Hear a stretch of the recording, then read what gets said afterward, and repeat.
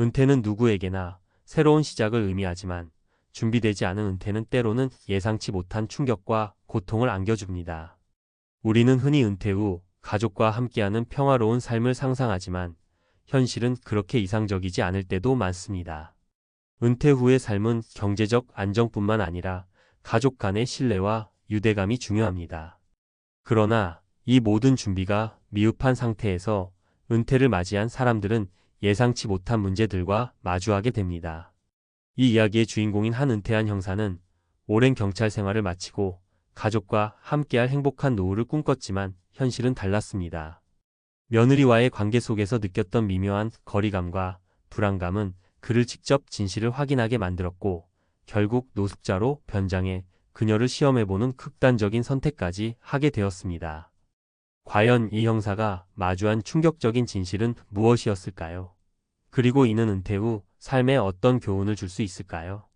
이 이야기는 단순히 한 가족의 비극적 상황이 아니라 은퇴 후 삶의 준비와 가족 간의 신뢰가 얼마나 중요한지를 보여주는 교훈적인 사례로 다가옵니다. 노숙자로 변장한 은퇴 형사가 알려주는 은퇴 후 삶의 진실. 은퇴 후 삶이란 단순히 직장을 떠난 이후의 시간이 아니라 새로운 삶의 방식과 인간관계를 어떻게 만들어갈 것인가에 대한 선택의 연속입니다. 하지만 그 선택이 준비되지 않으면 예상치 못한 문제와 고통으로 이어질 수 있습니다. 오늘 이야기는 노숙자로 변장한 은퇴 형사가 며느리의 충격적인 진실을 마주하면서 느낀 은퇴 후 삶의 민낯을 통해 우리가 무엇을 준비해야 하는지를 알려줍니다. 사례 1. 경제적 준비가 없었던 형사의 은퇴 후 현실.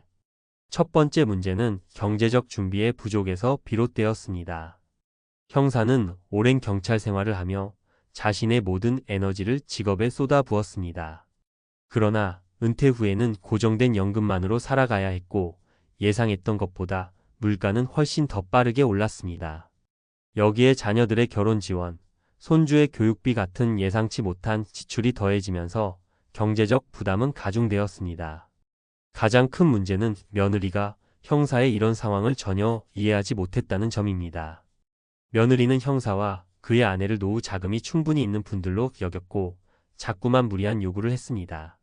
형사가 노숙자로 변장해 그녀를 시험했던 것도 그녀가 과연 돈이 없어진 가족에게 어떻게 대할지 알고 싶었기 때문이죠. 이 사례는 우리에게 은퇴 후 경제적 준비가 얼마나 중요한지 깨닫게 합니다. 은퇴 전에는 더 늦기 전에 나의 노후 자금이 정말 현실적인지 다시 한번 점검해야 합니다. 단순히 연금으로 충분히 살 수 있겠지라는 막연한 생각만으로는 부족합니다. 사례 2. 가족 간 신뢰와 관계 위기. 두 번째 사례는 가족 간의 신뢰와 관계의 문제입니다. 형사와 며느리의 관계는 표면적으로는 나쁘지 않았습니다. 하지만 은퇴 이후 며느리는 점점 형사의 의견을 무시하기 시작했습니다. 예를 들어 손주를 돌봐달라는 부탁은 당연한 일처럼 여겨졌고 형사가 정중히 거절했을 때 며느리는 실망감을 드러냈습니다. 형사는 며느리와의 관계에서 미묘한 벽을 느꼈지만 이를 해결하려는 대화의 노력을 하지 않았습니다. 그 결과 갈등은 커졌고 형사는 자신의 존재감을 확인하기 위해 극단적인 방법을 선택하게 되었습니다. 이 경험은 우리에게 은퇴 후 가족과의 관계를 단순히 기대만 해서는 안 된다는 점을 가르쳐 줍니다.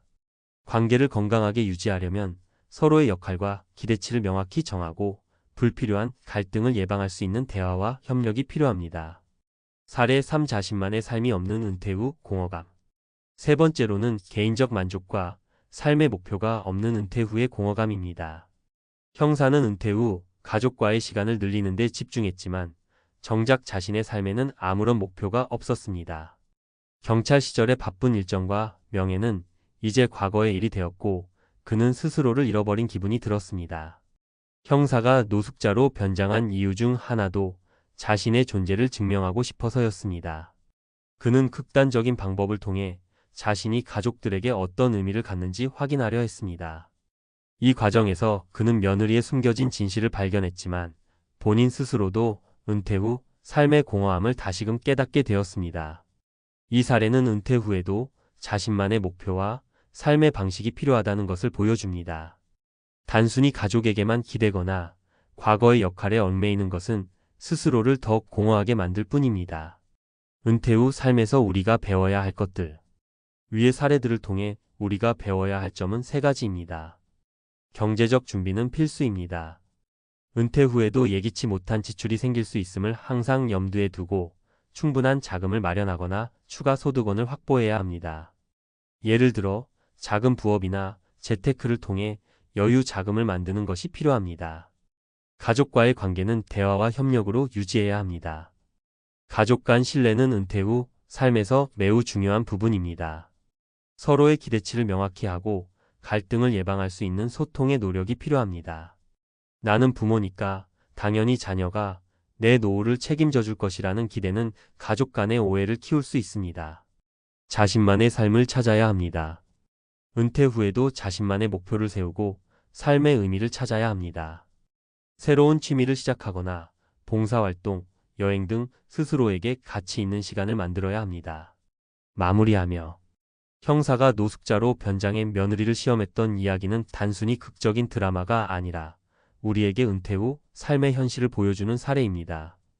은퇴는 끝이 아니라 새로운 시작입니다. 그러나 이 시작이 준비되지 않으면 그 끝은 예상보다 훨씬 더 고통스러울 수 있습니다. 은퇴를 앞둔 우리 모두는 경제적, 정서적, 그리고 관계적 준비를 통해 행복한 노후를 만들어가야 합니다. 지금 바로 준비하세요. 내일의 평온한 삶은 오늘의 작은 노력에서 시작됩니다. 노숙자로 변장한 은퇴 형사의 이야기에서 배우는 은퇴 준비의 교훈. 은퇴는 누구에게나 다가오는 인생의 한 챕터입니다. 하지만 그 챕터를 어떻게 시작하느냐에 따라 우리의 삶은 크게 달라질 수 있습니다. 최근 많은 사람들의 관심을 끌었던 은퇴한 형사의 이야기는 단순히 극적인 사건으로 끝나는 것이 아니라 은퇴 후 삶을 준비하는 모든 사람들에게 강력한 메시지를 던져줍니다. 이 칼럼에서는 그 이야기를 바탕으로 은퇴 준비의 핵심 요소와 전문가의 관점에서 그 해법을 제시해 보겠습니다. 1. 은퇴 후 경제적 독립은 선택이 아니라 필수입니다. 형사의 이야기를 들으면서 가장 먼저 떠오르는 문제는 경제적 준비의 부족이었습니다. 은퇴 후에는 정기적인 소득이 줄어들고 연금이나 저축에 의존해야 하는 경우가 대부분입니다. 하지만 예기치 못한 지출이 생길 수 있고 물가 상승과 같은 변수도 간과할 수 없습니다. 사례에서 형사는 연금만으로 생활하며 며느리의 경제적 요구를 견디기 어려워졌습니다. 결국 그는 자신의 경제적 상태를 확인시키기 위해 극단적인 방법을 택했지만 이 모든 일이 발생한 원인은 준비되지 않은 재정적 상태 때문이었습니다. 해법은 무엇일까요? 은퇴 전부터 철저한 재정 계획을 세워야 합니다. 전문가들은 은퇴 후 최소 20년간 사용할 자금을 확보해야 한다고 조언합니다. 소규모 부업이나 투자와 같은 추가적인 소득원을 준비하는 것도 좋은 방법입니다. 현실적인 사례. 은퇴를 준비하며 월 10만 원씩 소액 펀드에 투자해온 60대 여성 어씨는 현재 매달 50만 원의 추가 수익을 얻고 있습니다. 이런 방식은 큰 부담 없이도 은퇴 후 경제적 안정을 확보할 수 있는 좋은 사례가 됩니다. 2. 가족 간의 관계, 대화와 소통으로 해결해야 합니다. 은퇴 후 삶의 중요한 부분은 가족과의 관계입니다. 하지만 은퇴와 동시에 가족과의 갈등이 깊어지는 경우도 많습니다. 형사의 사례에서 가장 눈에 띄는 것은 며느리와의 신뢰 부족이었습니다. 며느리는 형사의 경제적 상태를 오해하고 무리한 요구를 했으며 형사는 이를 해결하기 위해 직접 며느리를 시험하려는 극단적인 행동을 했습니다. 이 사례가 우리에게 주는 교훈은 무엇일까요? 가족 간에는 은퇴 후 서로의 역할과 기대를 명확히 해야 한다는 점입니다. 자녀에게 지나친 의존을 기대해서는 안 됩니다. 반대로 부모의 경제적 상태를 자녀가 오해하지 않도록 솔직한 대화를 나눌 필요가 있습니다. 해법은 무엇일까요? 은퇴를 앞두고 가족들과 현실적인 대화를 나누세요. 가족의 기대치를 조정하고 서로를 돕는 방식에 대해 합의해야 합니다. 특히 자녀와의 관계에서 부모의 경제적 상황을 솔직히 공유하는 것이 중요합니다. 현실적인 사례. 60대 B씨는 은퇴 후 자녀와의 관계가 소원해지는 것을 느꼈습니다. 그는 가족 회의를 통해 자신의 연금 상태를 설명하고 자녀에게 기대하지 않겠다는 입장을 밝혔습니다. 이후 자녀들도 부모의 경제적 부담을 덜기 위해 스스로 노력하게 되었고, 가족 관계가 더욱 돈독해졌습니다. 3. 은퇴 후에도 내 삶의 목표를 찾아야 합니다. 형사가 노숙자로 변장한 진짜 이유는 단순히 며느리를 시험하기 위해서만이 아니었습니다. 그는 은퇴 후 자신이 느끼는 공허함과 존재감의 상실을 확인하고 싶었던 것입니다. 많은 사람들이 은퇴 후 삶의 목표를 잃고 과거의 자신을 그리워하며 공허감에 빠지곤 합니다. 이는 은퇴 후 우울증이나 무기력증으로 이어질 수 있습니다. 해법은 무엇일까요? 은퇴 후에도 꾸준히 새로운 목표를 찾아야 합니다. 취미를 개발하거나 봉사활동이나 지역 커뮤니티에 참여하는 것이 중요합니다. 단순히 쉬는 삶이 아니라 작은 성취를 이루는 활동을 계속해서 해야 합니다. 현실적인 사례. 퇴직 후 무료함을 느꼈던 70대 C씨는 지역 도서관에서 봉사활동을 시작했습니다. 그는 책을 정리하고 아이들에게 독서를 지도하는 일을 하면서 삶의 의미를 찾았고 우울증에서 벗어나 활기찬 일상을 보내게 되었습니다. 4. 은퇴 후 삶에서 가장 중요한 것은 스스로의 준비입니다.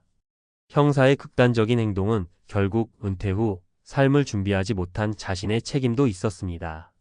그는 가족과의 관계와 경제적 준비 모두에서 부족한 점을 보였고 자신만의 목표를 찾지 못한 상태였습니다.